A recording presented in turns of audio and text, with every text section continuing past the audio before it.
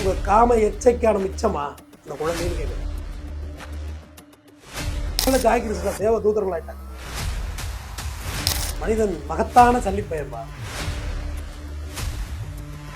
ஏப்பா 5 லட்ச ரூபாய் குழந்தை வளர்க்குறாங்களா? எவ்வளோ காஸ்ட்லி? இந்த குழந்தை சாப்பிடுமா? தங்கம் வைரம் புஷ்பம் சாப்பிடுமா? ஜெயலலிதாவோட திட்டத்திலேயே ரொம்ப பிடிச்சது. வணக்கம். இன்னைக்கு நம்ம கூட வழக்கறிஞரும் அரசியல் விமர்சகருமான திரு தமிழ்வந்தன் இருக்காங்க. வணக்கம் சார், எப்படி இருக்கீங்க? வணக்கம், நலமா இருக்கு சார். ஒரு வழியா ரிசல்ட் வந்துருச்சு. என்ன ரிசல்ட்மா? பாஸ் ஆபீலாவா? டிஎன்ஏ டெஸ்ட் ரிசல்ட் வந்துருச்சு சார். மாதம்பட்டி ரங்கராஜ் வந்து அப்பா அப்படின்னு கன்ஃபார்ம் ஆகி அவர் என்ன அப்பா தான்? சுருதிக்கு 2 புள்ள பத்தி வச்சிருக்காரு. அவர் சொல்லியிருந்தார்ல சார், டிஎன்ஏ டெஸ்ட் ரிசல்ட் வரட்டும், நான் எல்லாத்தையும் நான் ஏத்துக்கிறதுக்கு ரெடியா இருக்கேன் அப்படின்னு சொல்லியிருந்தாரு. இப்ப ரிசல்ட் வந்துருச்சு. அடுத்த கட்டம் என்ன அப்படின்னு? அது எப்படின்னா, நம்ம படிச்சிருப்போம், 10வது படிச்சே இருப்போம். ஒரு பெரிய லீவ் இருக்கும். எங்க பார்த்தாலும் சொந்தக்கார வீட்டுக்கெல்லாம் வச்சு பிடிக்கிறதுக்கு சைக்கிள் எடுத்துக்கிட்டு, என்ன மருமையனே என்னது ரிசல்ட், நான் தான் ஃபர்ஸ்ட், சும்மா இருங்க அப்படின்னு சொல்றது. நமக்கு தெரியுமா எழுதுன நமக்கு என்ன லட்சணத்துல பேப்பர் ரிசல்ட் திருத்துவாங்கன்னு? எதுக்கு அந்த கேப் வரையும் வருத்தப்பட்டுக்கிட்டு சந்தோஷமா இருக்கலாம்ல? சின்ன பிள்ளைல சொல்றேன், ஃபெயிலா போடுறோம்னு சொன்னா குட்டுவாங்க, தின்னு நல்லா பரீட்சையில மட்டும் பாஸ் ஆகாது தின்னு அப்படிம்பாங்க. ரிசல்ட் வர வரைக்கும் ஹாப்பியாவது இருக்கலாம்ல? என் புள்ள பாவம் பரீட்சை எழுதிட்டு வந்திருக்கு, ஃபர்ஸ்ட் மார்க் எடுக்க போது, நல்லா கறியை தின்னுதாச்சா ஊட்டி விடுவாங்க. அந்த மாதிரி தான் மாதம்பட்டி சொன்னாரு, ரிசல்ட் என் பேர்ல வரட்டியா, அப்புறம் பாருங்க எல்லாத்தையும் என்ன கலக்குன்னு. மாதம்பட்டிக்கு ஒரு டவுட் இருந்திருக்குமோ அந்த ஜாய் கிருஷ்ணா மேல? அது டவுட் இருந்ததுனாலதான் அப்படி சொல்லியிருப்பாரு. உண்மைதான். சொம்பு பழகின சொம்பா பழகாத சொம்பான்னு சந்தேகம் இருந்தோ, திருவிழா வரை சுத்தபத்தமான இருக்குன்னு கேட்பார்லமா ஒரு படத்துல, அதுக்கு சொன்னோம்மா, அதுக்கு சொல்றேன். சரி, வேற யாராவது கல் சூடா இருந்த வேகத்துல தோசை கசை ஊத்திட்டாங்களான்னு ஒரு ஃபீலிங் இருக்கு போல இருக்கு. அதனாலதான் இந்த டவுட் அவர் கிளியர் பண்ணிட்டாரு. நான் இல்லைங்க, நான் அவன் இல்லை அப்படின்னு சொன்னாரா? நான் அவன் இல்லை டைலாக் மாதிரி ஆயிடுச்சு. நான் அவன் இல்லைன்னாரா? நான் அவன் தான், வேற என்ன செய்ய முடியும்? இப்ப சந்தேகம் இருந்திருக்கு. சந்தேகம் இல்லைன்னா இப்பெல்லாம் ஸ்ட்ராங்கா ஒரு மனுஷன் கேம் ஆட முடியாது. மாதம்பட்டி ரங்கராஜ் வந்து இந்த அம்மா கொடுத்த அட்டம்ப்ட்டுக்கு அவரும் தயாரா அட்டம்ப்ட் கொடுக்க ஆரம்பிச்சிட்டாரு. நீ என்ன ஏத்தியா, நானும் ஏத்து பார்ப்போம் அப்படின்ற முடிவு தான். இந்த அம்மாவை விடவே இல்லையே, போட்டு இதுவும் முண்டி அடிச்சு கிளம்பி போய் ஒரு வழி ஆக்கி வச்சுட்டு. ஆமா சார், இடையில அவங்க வீடியோ போட்டுட்டே இருந்தாங்க. மாதம்பட்டி மேல ஒரு புகார் சொல்லிட்டு அவதூறு சொல்லிட்டு போட்டுட்டே இருந்தாங்க. அப்புறம் இடையில போடுறதை நிறுத்திட்டாங்க. என்னன்னு கேட்டா பொட்டி கை மாறிடுச்சு, அதனால அவங்க ஆஃப் ஆயிட்டாங்க அப்படின்ற ஒரு விமர்சனமும் போயிட்டு இருந்துச்சு. இல்லம்மா, கோர்ட்ல வந்துமா மாண்புமிகு நீதியரசர் என் செந்தில்குமார் ஐயாட்ட அந்த வழக்கு வந்துச்சு. மாதம்பட்டி கம்பெனியை பத்தி இவங்க பேசி எங்களுக்கு பிசினஸ் லாஸ் பண்ணிட்டாங்கன்னு வழக்கு போட்டிருந்தாரு மாதம்பட்டி. அப்போ வந்துட்டு இவங்க அஃபிடவிட் என்ன போட்டாங்கன்னா, அவங்கள பத்தி பேசவே இல்லைன்னு ஒரே அஃபிடவிட்ல முடிச்சிட்டாங்க. அவங்க கம்பெனி பத்தி நாங்கள் பேசுறோம், ரங்கராஜ் தான் பேசுறோம்ட்டாங்க. முடிஞ்சு போச்சு, அந்த கேஸ் அவுட், டிஸ்மிஸ். அடுத்தது கேஸ் டிஸ்மிஸ், ரெண்டுமே டிஸ்மிஸ். மாதம்பட்டி போட்ட ரெண்டுமே டிஸ்மிஸ். நம்ம எனக்கு நிறைய லாஸ் ஆகுது, அதனால ஆமா, 16 கோடி சில்லறை லாஸ் ஆயிட்டுன்னு சொல்லி போட்டது, அதுவும் டிஸ்மிஸ். அடுத்து காவல்துறை கமிஷனர் ஆஃபீஸர் போய் வாசல்ல பிரஸ் மீட் கொடுத்தது. அதனை தொடர்ந்து குழந்தைகள் நல வாரியம் வந்துச்சு. அப்புறம் மகளிர் ஆணையத்துக்கு போனாங்க. அங்கே போயிட்டு இவர் என்ன சொன்னார், அவர் பொண்ணாட்டோட பேர் ஆகிட்டு டிஎன்ஏ டெஸ்ட் என் பேரில் வந்தா, பிஎன் பிரகாஷ் ஓய்வு பெற்ற நீதிபதி அவர்கிட்ட தான் விசாரணை போயிட்டு இருக்கு, சமரசம் மூடிட்டு இருக்கு. இவர் குழந்தை என் பேரில் வந்துருச்சு. இப்போ அடுத்து நீங்கள் சொல்லுங்கள், வாட் நெக்ஸ்ட், எடுத்து என்ன பண்ணலாம் சொல்லுங்கள். சார் நெக்ஸ்ட் என்ன, செட்டில்மெண்ட் தானே சார்? தெளிவாக இருக்கீங்க. ஏற்கனவே லேடிஸ் ஆகர் கூட இதுதான் கேட்டாங்க. நெக்ஸ்ட் என்ன, செட்டில்மெண்ட் தான், வேற என்ன பண்ணுறது? எவ்வளோ கோடி ரூபாய் கேட்பாங்க சார் ஜாய்? வாய் தானே, ஜாய் வாய் தானே, கேட்க வேண்டியதானே, கொடுக்கணும்ல. அதுக்கு அவர் தானே சார் சொல்லியிருக்காரு, அது கன்ஃபார்ம் ஆச்சுன்னா நான் எல்லாத்தையும் ஏத்துக்கிறேன் அப்படின்னு அவர் சொல்லி. ஏத்துக்கிறதா படிப்பு செலவு, ஆர்லிஸ் பூஸ்ட் பண்ணிட்டா கொசோரிக்கு வாங்குறது, இந்த மாதிரி செலவு தான் ஏற்றுக்க. வேற என்ன பண்ணணும், வேற என்ன செய்யறது? ஏம்மா, நான் எப்பயுமே நான் வந்து சுருதி பக்கம் தான் பேசுவேன், ஓப்பனாக சொல்லிடுறேன். வேற ரிசல்ட்லாம் என்கிட்ட எதிர்பார்க்க முடியாது. நீ சுருதியோட லைஃபை ஷேர் பண்ண போனியா போல? என்னோட சின்ன கேள்வி. ஸ்ருதிங்கிறது அவரோட லீகல் ஒய்ஃப், அவங்க அத்தை பொண்ணு. அதோட லைஃப் நீ ஷேர் பண்ண போனியா இல்லையாங்கிறது என்னோட கேள்வி. தப்பா தப்பு இல்லையா? சரி இல்ல, போனது சரியா? இல்ல அவங்க பண்ணது தப்பு. தப்பு, ரைட், இது சரி, ஓகே தானே? நீ போனது தப்பு. டிவோர்ஸ் ஆகிட்டு அப்படின்னா, டிவோர்ஸ் ஆகிட்டா டிவோர்ஸ் காப்பி எடுத்துவா. நீ படிக்காதவளா? ஆல்ரெடி ஒரு எக்ஸ்பீரியன்ஸ் இருக்கு. டிவோர்ஸ் ஆகிட்டு ஆமா, ஃபெட்டிக்கெல்லாம் ரொம்ப நல்ல மனுஷமா, அப்படிதான் எல்லாரும் சொல்றாங்க. பொன்மகள் வந்தான் டைரக்டர். இவங்க ஒரு மாடர்ன் வியூஸ். அடுத்து இவங்களோட செட்டில் ஆகலான்னு பார்த்தாங்க. பட் இவர் சமயக்காரரு சோறு வெந்தோன்னு அடுப்பை ஆஃப் பண்ணிடுவாருங்களா, சிலிண்டர் ஆஃப் பண்ணிட வேண்டியது அப்படியே எரிய விட்டுக்கிட்டு அவ்வளோதான். இவர் வேகம் அணைஞ்சு போச்சு, எஸ்கேப். ஏதோ டவுட் இருந்திருக்குமோ அவருக்கும் கேட்குறேன். லைட்டா இருந்திருக்கும் போல. இருந்திருக்கு. இல்லாட்டி இவ்வளோ சாங்காக ஒருத்தன் ஃபைட் பண்ண மாட்டாங்க. அவர் அதான் 10th ரிசல்ட் மாதிரி ரிசல்ட் வர்ற வரையும் ஹாப்பியாக இருக்கலாம்ல, ஃப்ரீயா கொண்டாட்டிகிட்டே சொல்லலாம்ல. நான் இல்லடி ஒருவேளை அவங்க ஒய்ஃப் இந்த ஐடியா குடுத்திருப்பாங்களா? அவங்களும் ஒரு அட்வொகேட் தானே சார். அதெல்லாம் ஐடியாவே கொடுக்கல. அதெல்லாம் சும்மா வாயை மூட்டு வீட்டில் இருக்கணும். ஐடியா கொடுத்துருந்தா இப்படியாம்மா வேற லெவலில் அதுக்கு ஐடியா இருக்குமா, ஓட விட்டுலாமா அப்படியே. மாதம்பட்டி ரங்கராஜ் சைடே சொல்கிறேன், ரிசல்ட்டா பக்கம் ஓட விடலாம். என்ன பண்ண முடியும்? சுருதி அனுப்பி ஒரு கம்ப்ளைண்ட் கொடுத்துருந்தா நேரம் வேலையை முடிஞ்சிருக்கும். ஆமா சார். இதுக்கப்புறம் ஸ்ருதி வந்து கம்ப்ளைண்ட் குடுப்பாங்களா? இதுக்கப்புறம்லாம் நீங்கள் இப்போ எந்த கேப் வேண்டாலும் பேர் கெட்ட பேர் ஆகிடுமா, ரொம்ப ரிப்பேர் ஆகிடுவீங்க. இதுக்கப்புறம்லாம் சைலண்டாக போயிடுறது தான் பெஸ்ட்டான ஐடியா. அவருக்கு எதுவும் தண்டனை கிடைக்க வாய்ப்பு இருக்கா? அதெல்லாம் ஒன்றும் இல்லைம்மா. எதுவுமே இல்ல. நான் எடுத்தோடனே செட்டில்மெண்ட் தானே ஆரம்பிச்சிட்டீங்க. அப்புறம் செட்டில்மெண்ட் தான். அவ்வளோதான். ஏன்னா அவரே திரும்ப என்ன வலுக்கட்டாயமாக கல்யாணம் பண்ணிட்டாங்க. எருக்கம்பூ மாலை மாத்தின கல்யாணம்ட்டாரு கிடைச்சா. இவ்வளோ மாலை போட்டு டிசைனாக போட்டிருந்தாங்கல்ல, அந்த அம்மா ஒரு ஆனால் வளர்க்குற பொம்பளைகள்லாம் என்ன செய்யுதுன்னா ஆதாரங்களோட எல்லாம் சேகரிக்க ஆரம்பிக்கிறாங்கம்மா. யாரும் உண்மையெல்லாம் பழகலை, ஒரு எவிடன்ஸ் வேணும். எவிடன்ஸ் எல்லாமே கிரியேட் பண்ணுறது. அது சுப்ரீம் கோர்ட் ஒத்துக்க முடியாதுன்றது. ஆதாரம் இயல்பானதாக இருக்கணும், கிரியேட் பண்ணதாக இருக்கக்கூடாது.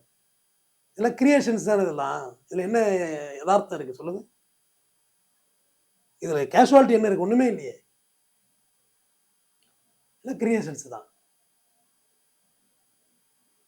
அந்த ஃபோட்டோ இந்த ஃபோட்டோ எல்லாத்தையும் தோது பண்ணி இடையில பணம் கேட்டு வேற பே பண்ணுச்சு. நான் எப்பயுமே நீயா இருக்கட்டும் யாராக இருக்கட்டும், உங்கள் அப்பா உங்கள் அம்மா உங்கள் அண்ணா உனக்கான லீகல் ஹஸ்பண்ட், உனக்கான லீகல் குழந்தை, இதுதான் உன்னுடைய பாதுகாப்பு.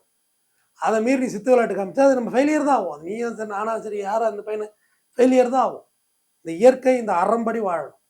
தவறுகள் மனித இயற்கைமா. ஆனால் அதை எவிடன்ஸாக கிரியேட் பண்ணி லாக் பண்ணணும்னு நினச்சா தப்பு தானே. நீ வந்து சித்து விளையாட்டு காமிக்கிறோம் எப்படி காமிப்பா? நீ எவ்வளோ அழகாக இருக்கீங்க மேடம், ரொம்ப ஸோ ஃபேர் அப்படிமா. என் மோரக்கட்டை என்னன்னு எனக்கு தெரியும், நீ என்ன விஷயமா வந்த, எதுக்கு ஃபோன் அடிச்சு, எனக்கு தேவையில்லாமல் என் பேசுகிறா வைடா போனேன் அப்படின்னா உன்ட்ட பேசுவானா? அவன் சரியான மூஞ்ச காமிக்கிறாடா. அவன் சிடுமூஞ்சி. சிடுமூஞ்சா இருப்பதும் நல்லது தான், உங்கள் கற்புக்கு அதுவும் ஒரு பாதுகாப்பு. பவுண்ட்ரி தான். உன்னை கோவக்காரியாக காமிக்கிறது ஒரு பவுண்ட்ரி. கிட்ட வந்துடாமல் பார்த்துக்கணும்ல. இன்னும் பல்ல காமிச்சுன்னா அப்புறம் இன்னும் போக வேண்டியதான். அப்புறம் வலையை விரிச்சாக்கு எதுவும் மாட்டினா நக்கு செத்த பயல் அப்படிங்கிற மாதிரி எல்லாம் இப்போ ப்ளே பண்ணி பார்க்கறது தான். இது விழுதா விழுதா விழுதா விழுதான்னு. மனிதன் மகத்தான சல்லிப்பயன்பா. மனிதனே சொல்கிறேன், மகத்தான சல்லிப்பயன். ஆம்பளை மட்டும் இல்லை, ஃபீமேலையும் சேர்த்து தான். பையன்னு ஆம்பளை நினச்சிட போகிறாங்க. மென்ன குறிக்குது ஹீன்னு, நாட் ஹீ, ஷீ தே இப்படின்னு வச்சுங்க. அதுக்கு சொல்கிறேன், right okay, enjoyment without responsibility. இப்போ புரியுதா அந்த வார்த்தை இதோட அர்த்தம்னு? இப்போ காலில் குண்டு கட்டு மாதிரி உன் கையில் தானே குழந்தை இருக்குது. 2 பேரும் ஜாலியாக இருந்தீங்களா, ஹாப்பியாக இருந்தீங்களா, நல்லா இருந்ததா? குழந்தை ஒன்னிட்டில் மாட்டிக்கிட்டு அந்த குழந்தை என்ன பாவம் செஞ்சுது? நான் அந்த குழந்தைக்கு சப்போர்ட்டாக பேசுவேன். நீங்கள் உல்லாசமாக இருந்ததற்கு ஒரு உதாரணமா குழந்தை? அதையே ஏழை விடுறீங்க. குழந்தை இல்லாமல் தவிக்கிறாமா எல்லாம். அடப்பழியில் போய் பாரு, அப்படியே பொண்டாட்டி எப்படி தாங்கி கொண்டு ஆஸ்பத்திரியில் வைக்கிறான். பக்கத்திலே வீடு வாடகைக்கு எடுத்துட்டாங்க. வீட்டு வாடகைகள் 30,000 40,000 குறைஞ்சி வீடே இல்லை சிங்கிள் பெட்ரூம். ஏன்னா நடக்கப்படாது, ஆட்டோவில் வரக்கூடாது, பக்கத்திலே இருந்தால் நடந்து மெதுவாக ஹாஸ்பிட்டலுக்கு போயிடுவாங்க. அப்படியே இன்குபேட்டர் மாதிரி வயிற்று வச்சுக்கிருக்காங்க. அவ்வளோ பரிதாபம். கோயிலில் போய் பாரு, முட்டி போடுறதுன்னு அழகு குத்துறது எவ்வளோ உடம்ப வருத்திக்கணுமோ அப்படி வருத்திக்கிறாங்க. குழந்தை இல்லை. ஆனால் அப்படிப்பட்ட குழந்தைய உங்கள் ஒரு எப்படி சொல்கிறது, உங்கள் காம எச்சைக்கான மிச்சமா அந்த குழந்தைன்னு கேட்குறேன். எப்படி சொல்கிறது, ரொம்ப கஷ்டமாக இருக்குது எனக்கு வார்த்தை சொல்கிறது. ஆனால் அதுதான் அர்த்தமும் கூட. நம்ம வாழ்க்கைக்கு ஒரு சான்றாக இருக்கணும். நாம் வாழ்ந்த வாழ்க்கைக்கு சான்று இன்னொரு உயிர் தானே. அதையே குச்சப்படுத்துறீங்கன்னு கேட்குறேன். ரைட்டு, அவனோட பழகினதெல்லாம் உண்மைதான். ஆனால் இப்போ அந்த சூழ்நிலை இல்லை, என்ன செய்யணுங்கிற அப்படின்னு கேட்டுற வேண்டியதானே. பட்டுன்னு ரெகடாக இருக்கணும், கேட்குற ராவாக இருக்கும், கேட்டுற வேண்டியதான். வேறு என்ன பண்ணுறது? குழந்தையா வாங்குற, உனக்கு தெரியாதா? ஏற்கனவே குழந்தைய கலைச்சாரு, சந்தேகப்பட்டு அடிச்சாருன்னு சொல்கிறேன் இல்லை. அப்போ அவன்கிட்ட போய் குழந்தை வாங்கலாமா? தம்பி நீங்கள் யாருன்னு தெரியும் போப்பா அப்படின்னு போயிட வேண்டியதானே. எஸ்கேப் ஆயிடணுமா இல்லையா? நீ என்ன விவரம் தெரியாதவளா, படிப்பறிவு இல்லாதவளா, பொதுமக்களோட பழகாதவளா, சினி இண்டஸ்ட்ரியில் இருக்க? காரணம் தப்படா மரணம் ஃபீல்டு உன் ஃபீல்டு. எவ்வளோ பேரை பார்த்துருப்பா, எவ்வளோ விவரமாக இருக்கணும், டேலண்டாக இருக்கணும். அப்போ இப்போ நீ ஏதோ விவரமாக தான் அவரை கோத்துட்ட மாதிரி தான் நான் ஃபீல் பண்ணுறேன். மாதம்பட்டியை திட்டம் போட்டு இந்த அம்மா தான் இதை கோத்துட்டுன்னு நான் நினைக்கிறேன். ஆல்ரெடி அவருக்கு கல்யாணம் ஆகி ஒய்ஃப் குழந்தைங்க இருக்காங்கன்னு அதை தெரிஞ்சது. போய் ஷேர் பண்ணலாமா? இப்போ 4 குழந்தைக்கா நான் பேசிக்கிட்டு இருக்கேன். மாதம்பட்டியோட 2 குழந்தை, இப்போ இதையும் சேர்த்தா 3வது குழந்தை, மாதம்பட்டியோட 3வது குழந்தை, ஏற்கனவே ஃபெட்டிக்கு ஜாய் கிறிஸ்டாவுக்குள்ள ஒரு குழந்தை. அப்படி பார்த்தா ஃபெட்டிக்கு பெட்டிஷன் போட்டு அந்த குழந்தைய மீட்டுறலாம். இவள்கிட்ட சரியில்லை, இவ வேற ஒரு அஃபேரில் போய் குழந்தை பார்த்துட்டு பஞ்சாயத்து பண்ணிட்டு இருக்கா, குழந்தை இந்த அட்மாஸ்பியரில் வளர்ந்தா நல்ல பிள்ளை வளராதுன்னு சொல்லி ஃபெட்டிக்கு பெட்டிஷன் போட்டு எடுக்க வேண்டியது குழந்தைய. அந்த குழந்தை நல்ல அட்மாஸ்பியரில் வளராது இல்லைம்மா. இல்ல சார், அவங்களுக்கு எவ்வளவு பணம் போகும், எவ்வளவு கோடி? எவ்வளோ கோடி பணம் போயிட போகுது இவரே தான். அவங்களே தான் சொல்கிறாங்க, அவங்க ஒரு பிச்சைக்காரன், அந்த காரே எங்கள் பேரில் இருக்குது, BMW காரே என் பேரில் இருக்குது, இவங்க தான் சொன்னாங்க. எனக்கு தெரியாது, அவனும் பெரிய பணம்லாம் வச்சிடலன்னு சொன்னாங்க. அப்போ இருக்கிறத பார்க்க வேண்டியதான். அது அவருடைய சுய சம்பாத்தியத்தில் உள்ள சொத்து மட்டுமே இந்த குழந்தைக்கு ஷேர் சேரும். ஷேர் தான் சேரும். ஆல்ரெடி அங்கே 2 குழந்தை இருக்குது, இது ஒன்று. ஆல்ரெடி சுருதிக்கு தான் பணம் போகும். அது ஒரு ஷேர் ஹோல்டருமா, 2 குழந்தை, மொத்தம் 3 ஷேர் ஹோல்டர். இப்போ இந்த ஜாய்க்கு பிறந்ததில் ஒன்று 4 ஷேர் தான் பிரியுது, ஜாய்க்கு பிரியாது. ஜாய்க்கு இப்படி அந்த குழந்தைக்கு மட்டும் குழந்தைக்கு மட்டும் அது லீகல் சைல்டு தான். அது அந்த குழந்தைக்கு மட்டும் இப்பயே கொடுத்து செட்டில்மெண்ட் பண்ணிட்டு விடுவாங்க சார், இல்ல லைஃப் லாங் அப்படியே டேக் கேர் பண்ணிட்டே போயிட்டு லைஃப் லாங்லாம் பண்ண முடியாதுமா. நீங்கள் சாதாரணமாக அந்த குழந்தை வளர்க்குறதுக்கு மாதம் 5 லட்ச ரூபா கேட்டு பெட்டிஷன் போட்டீங்க கோர்ட்டில். என் கோர்ட்டில் பெருந்துட்டு ஏப்பா 5 லட்ச ரூபாய் குழந்தை வளர்க்குறாங்களா, எவ்வளோ காஸ்ட்லி? அந்த குழந்தை இது சாப்பிடுமா, தங்கம் வைரம் புஷ்பம் அது சாப்பிடுமா, டவுட் வருமா இல்லையா? 5 லட்ச ரூபாய்மா ஒரு குழந்தை வளர்க்க. ஒரு 30 நாளைக்கு 6 ஹக்கீஸ் போட்டால் கூட 60 ஹக்கீஸ் மாற்றலாம், அவ்வளோதானே மாற்றுவீங்க. அப்புறம் ஒரு பவுடர் டப்பா வாங்கினா இப்போ ஒரு வாரம் வச்சுக்க 4 பவுடர் டப்பா, 4 ஜான்சன் ஷாம்பு. இந்த குழந்தைக்கு அவ்வளவு செலவு 4 இருக்காது. தேவை ஒருவேளை இல்லை, வளர்ந்தா சிபி எந்த செலவும் இல்லாமல் அதுக்கு செர்லாக் கொடுத்தா செர்லாக்கு, தாய்ப்பால் கொடுத்தா அதுவும் தேவையில்லை. வேற என்ன தின்ற போகுது இந்த குழந்தை? பிரியாணி பிரியாணி தினாலுமா 5 லட்ச ரூபாய் திங்க முடியும்? நமக்கே ஆகாதம் 5 லட்ச ரூபா, என்ன ஆகிட போகுது 5 லட்ச ரூபாய்க்கு? அவங்களுக்கு சேர்த்து வர கேட்கலாமோ? அது குழந்தைக்குன்னு தான் கேட்டாங்க. ரொம்ப தெளிவாக கிளவராக அவங்களும் ப்ளே பண்ணாங்கம்மா. இன்னும் அவங்க ஒன்றும் முட்டாள்லாம் கிடையாது, அதையும் தெரிஞ்சுக்கோ. குழந்தைக்கு மெயின்டெனன்ஸ் கொடுங்கன்னு தான் கேட்டாங்க. அவங்க லீகல் ஒய்ஃப் இல்லைன்னு அவங்களுக்கு தெரியும். பட் குழந்தை லீகலுங்கிறத அவங்க ஸ்ட்ராங்காக யாரோ பாடம் நடத்திருக்காங்க. கேட்டு இந்த பிளானே நடந்திருக்காதுன்னு சொல்கிறேன். இதெல்லாம் ஒருவேளை பிளான் பிளான் தான், பண்ணி பிளான் தான். அதான் சொல்கிறீங்களா, பிளான் தான். ஏன்னா நடந்திருக்காதுமா அந்த சுச்சுவேஷனு. ஒரே நாளில் ஜாய் கிறிஸ்டில் தேவ தூதர்கள் ஆயிட்டாங்க. கமெண்ட் பாக்ஸ் பார்த்தா தட்டை வெண்ணிச்சு சிங்க பெண்ணே பிஜிஎம் போடுற, டேய் அட்ரஸ் தெரியாமல் புள்ள பத்துக்கிட்டு அவ்வளோ போய் சிங்க பெண்ணுங்கிறீங்களா? என்னடா டேய், நம்ம நாட்டில் தெரேசாலாம் யார்றா? அவங்க தானே சிங்க பெண்ணு.